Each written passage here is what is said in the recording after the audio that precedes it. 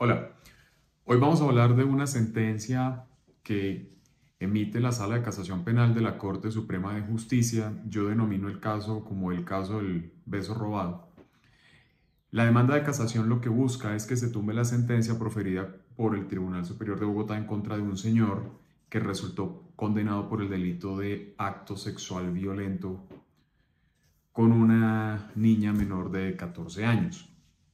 Los hechos fundamentalmente consisten en que el señor convive con una señora y su hijastra. La señora, su esposa, está convaleciente por una enfermedad grave que padece la señora y el señor en una noche, aprovechando que la señora aparentemente está en su cama recostada y supremamente débil, se dirige hacia el cuarto de la niña, que tiene algo así como 11 años, y le sujeta el cabello y la besa. La señora en ese preciso instante se levanta de su cama y se da cuenta cuando esto está ocurriendo. El señor le pide perdón, que no sabe qué le pasó, se arrodilla y todo lo demás. Consecuentemente, la señora interpone la denuncia en contra del señor por el delito que ya comenté. En primera y en segunda instancia, el señor es condenado, el señor pierde el proceso. Muy juicioso el abogado defensor, me parece a mí, porque pues, como abogado tenía que ejercer un papel y él propone unas teorías que al final del día no logran convencer ni a la fiscalía ni a el juez de conocimiento y por eso se dan las condenas. Fundamentalmente lo que el señor dice es que no existió un ánimo libidinoso del señor, que ese era un tema de un beso de buenas noches que se le estaba dando a la niña. Adicionalmente, el señor también dice que no existió en consecuencia ninguna vulneración a los derechos tutelados de la menor, porque esa conducta pues era insuficiente, que simplemente se trató de un pico y que bueno, entonces más o menos por ahí fue la defensa. Finalmente se obtiene la condena en contra del señor, una condena importante. Llega la instancia de la casación y entonces aquí el abogado recurre a su ingenio de nuevo y propone algo que a mí me pareció bastante particular. Entonces esta es la sentencia del beso robado, porque fundamentalmente lo que propone el abogado es que así como en el juego del beso robado no existe un ánimo libidinoso, no hay una lascivia en esa actuación, no hay un interés sexual, no hay un interés de satisfacción sexual por parte del sujeto, ni de provocar esa misma satisfacción en la persona que recibe el beso robado, a quien le roban el beso, pues en consecuencia no se incurre entonces en la conducta y que eso no transgrede ni interesa las leyes penales ni interesa al derecho penal.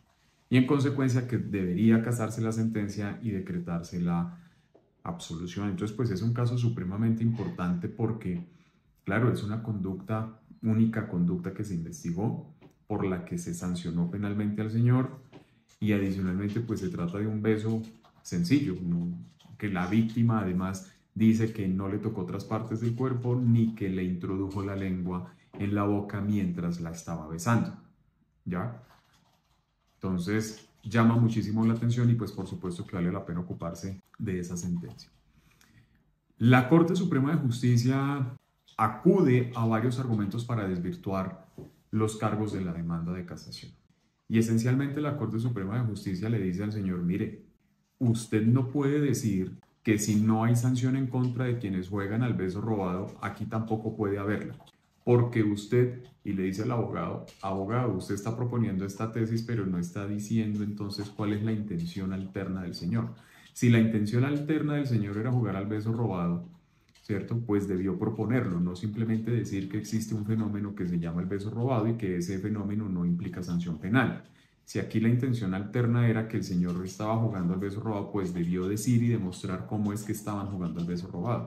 Si la intención era demostrar que se trataba de un beso de buenas noches, pues usted debió decir y demostrar que se trataba de un beso de buenas noches y no simplemente ocuparse de alegar los cargos de la fiscalía en el sentido de que no consistía en una conducta interesante para el derecho penal. ¿Ya? Es una reclamación que le hace la Corte a la argumentación que propone el abogado en su recurso de casación. La corte dice, mire, el tema del beso de buenas noches, pues lo que termina pasando es que en las declaraciones de los testigos también se encuentra que el señor se pone de rodillas y pide perdón a la mamá de la niña. En consecuencia, se sale del contexto de que era un simple beso de buenas noches. Por demás, que un beso de buenas noches nunca se acompaña de manipular, de atar, de someter a una violencia física a la víctima cuando le sujeta del cabello.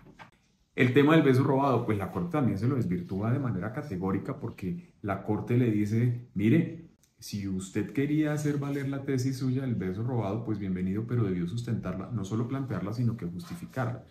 Y se echa de menos eso en la demanda de casación y resulta que usted no dijo cómo era que estaban jugando al beso robado. En consecuencia, cuando una persona juega al beso robado con otra, pues hay un acuerdo de voluntades.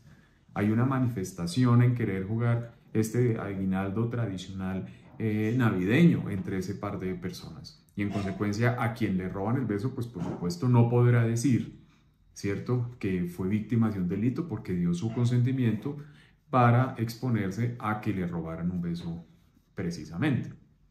¿Ya?